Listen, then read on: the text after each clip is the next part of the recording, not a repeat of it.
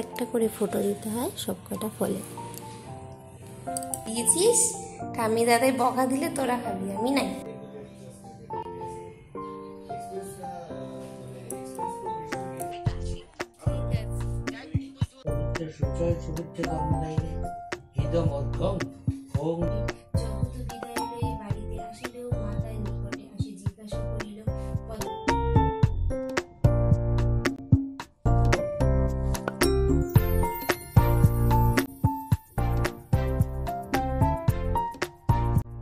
সবাইকে, আজকে হচ্ছে লক্ষ্মী পুজো। অন্ধকারের মধ্যে দিয়ে এখন যাচ্ছি। তো মারা না নেই, এই বছর মারা গেছে কলকাতা। দুর্গাপুজোর টাইম থেকেই মারা নেই।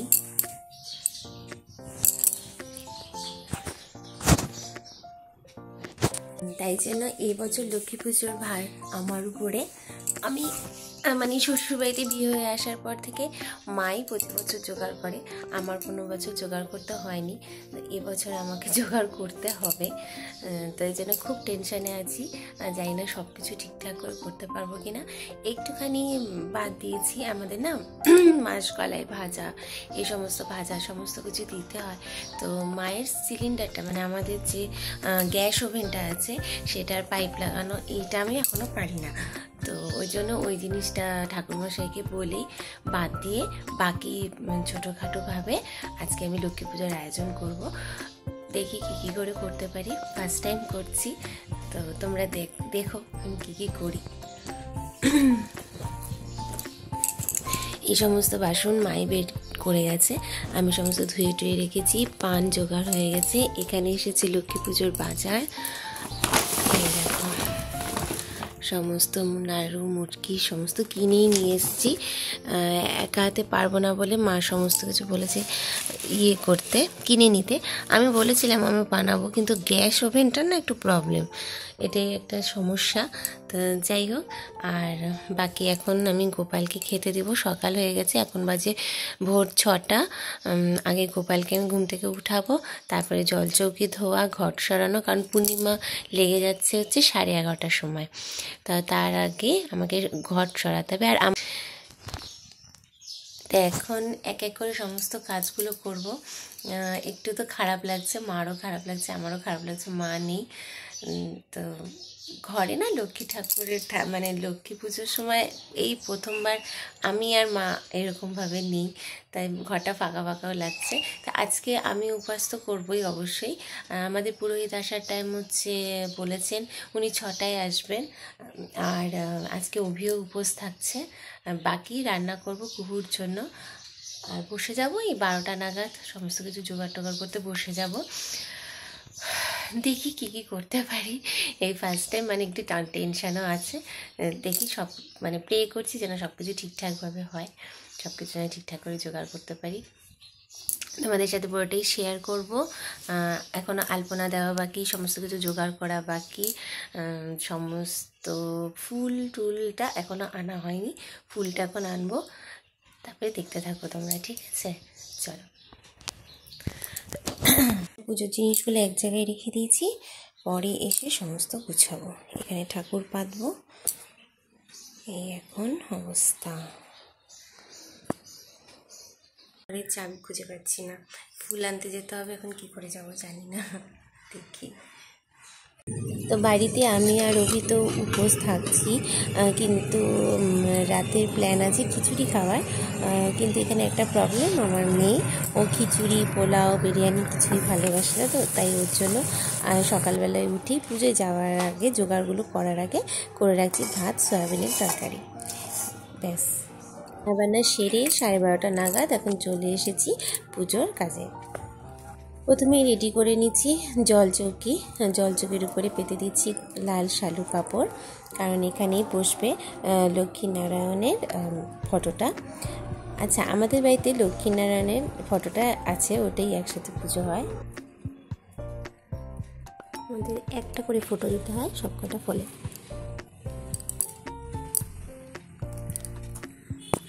এখন সাজিয়ে নিয়েছি পুষ্পপত্র।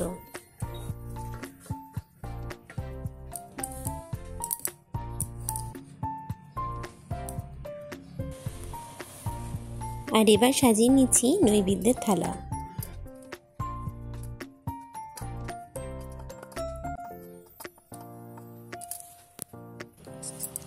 থালাটিতে প্রথমেই দিয়ে দিলাম ভেজানো আতপ চাল, তারপরে দিয়ে দিচ্ছি বাতাসা, তারপরে দেব কলা। টোটাল 5টা ভাগ করা হবে। নৈবেদ্যের থালায় আমাদের আবার দিতে হয় একটা খিলি পান। না এখন আর লাগাতে পারবো না। ঠিক আছে। মায়ের সাথে কথা বলতে বলতে বাকিটাও সাজানো হয়ে গেল। জেনে নিলাম যে সব ঠিকঠাক আছে কিনা। ফোন করেছিলে? তোমরাও দেখে জানিও যে কেমন সাজানো হয়েছিল।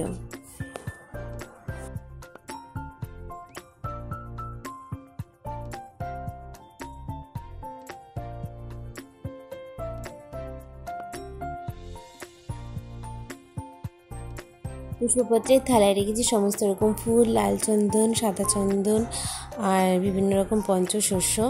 আর আরেকটা থালায় সমস্ত রেখেছি ফল কেটে। সব সরঞ্জাম রেডি করে এবার আমিও রেডি হয়ে গেছি পুজোর জন্যে।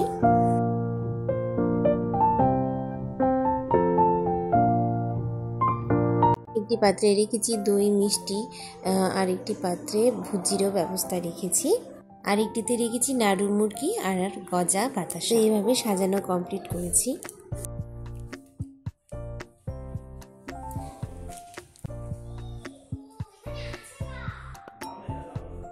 কুহু আর ওর বাবা লাগাচ্ছে প্লাস্টিকের আলপনা। তুই তোরা দিয়েছিস, ঠাম্মি দাদাই বকা দিলে তোরা খাবি, আমি নাই। প্রতিবার তো মা পুজোর দিকটা গুছায় আর আমি সারা বাড়ি আলপনা দিই, বাট এবার আর হয়নি। খুব মিনিমাম আলপনা দিয়েই ছেড়ে দিয়েছিলাম যেহেতু পুজোর কাজ করছিলাম। তো এখন তো কিছু করার নেই, ঠাকুরমশাই আসেনি, তাই বসে বসে বাকি ঘরগুলোতে সব আলপনা দিচ্ছি ভরাট করে।